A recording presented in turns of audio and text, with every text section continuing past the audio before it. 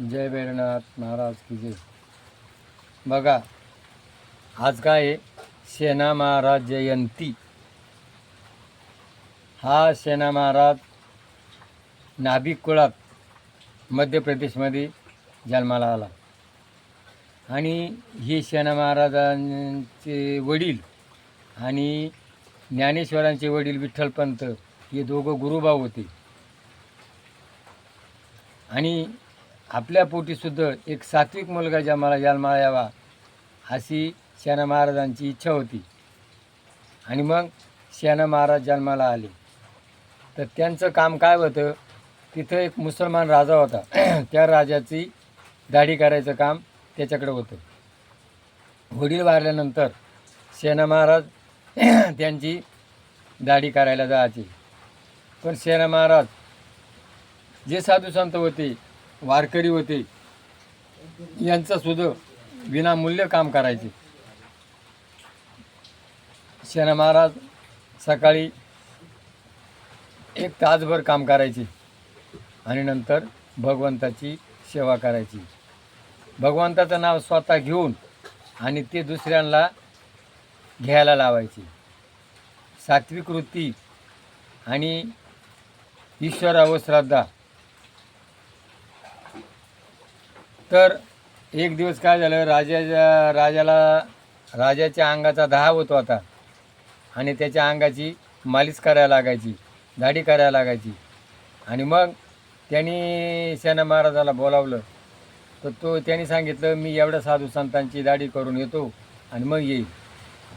आता राजाला खूप राग आला. त्यांनी सांगितलं, त्याला सुळावू द्या, फाशी द्या. भगवंतानी न्हाव्याचं रूप घेतलं आणि त्या सेना महाराजांची दाढी करायला गेला. भगवंत जेव्हा भगवंताचा स्पर्श झाल्यानंतर त्याच्या अंगाचा दाह कमी झाला आणि त्याला त्या आरशामध्ये चतुर्भुज रूप दिसलं.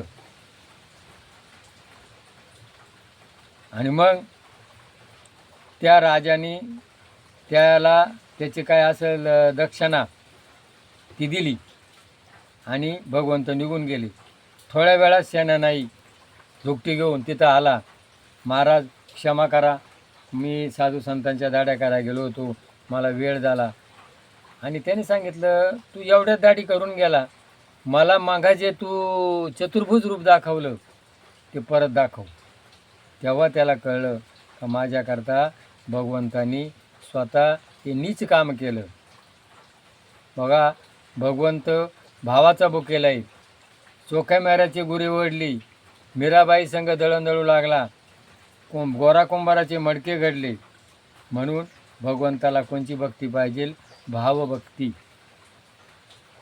भावभक्ती देव भावेचा भुकेला. आज आपण भावभक्ती करीत नाही. आपली भक्ती कशी? स्वार्थी भक्ती. देवा तू मला हे दे, देवा तू मला ते दे. म्हणून असा सेना महाराज नाभिक कुळात जन्माला आला. त्याची आज जयंती. नाभिक समाज जो आहे हा नेतृत्व करणारा. पहिली ज्या वेळेला ब्रह्मदेवानं याचे समुद्रमंथन झालं, त्या समुद्रमंथनामध्ये 14 रत्न निघाले, धन्वंतरी निघाला. आणि तो धन्वंतरी कोण आहे? न्हावी समाजाचा. नंदराजा कोण होता? नाही होता. ब्रिटनचे पंतप्रधान कोण? न्हावी. त्यावेळेला लढाया व्हायच्या आणि ते जे जखमा बऱ्या करता सर्जरी साफ करण्याचं काम कोणाकं? न्हाव्याकं होतं. त्यावेळेला मुलगी बघायची, कोणाच्या घरात द्यायची आणि या घरात कोण लायक आहे हे बघण्याचं काम कोणाकं? नेतृत्व करायचं काम न्हाव्याकं होतं. म्हणजे ह्या गावात कोण कसं आहे, कोण चांगलं आहे, कोण वाईट आहे, ही सगळी जबाबदारी कोणाकं होती? न्हाव्याकं होती. आणि असा नेतृत्व करणारा मग इंग्रजांनी काय केलं? हे न्हाव्याकून कला शिकून घेतली आणि त्यांनी दवाखाने टाकले. न्हाव्याला त्याने काय केलं? नीच ठरवलं. इंग्रज गेले. जाता जाता न्हाव्यांना केस कापायचं काम लावून दिलं. न्हाव्यांना हलकं ठरवलं. म्हणून समाज न्हाव्याला हलकं ठरू लागला. तर सगळ्या जातीमध्ये ब्राह्मणाचं काम, ब्राह्मणाच्या अगोदर मान कोणला आहे? न्हाव्याला.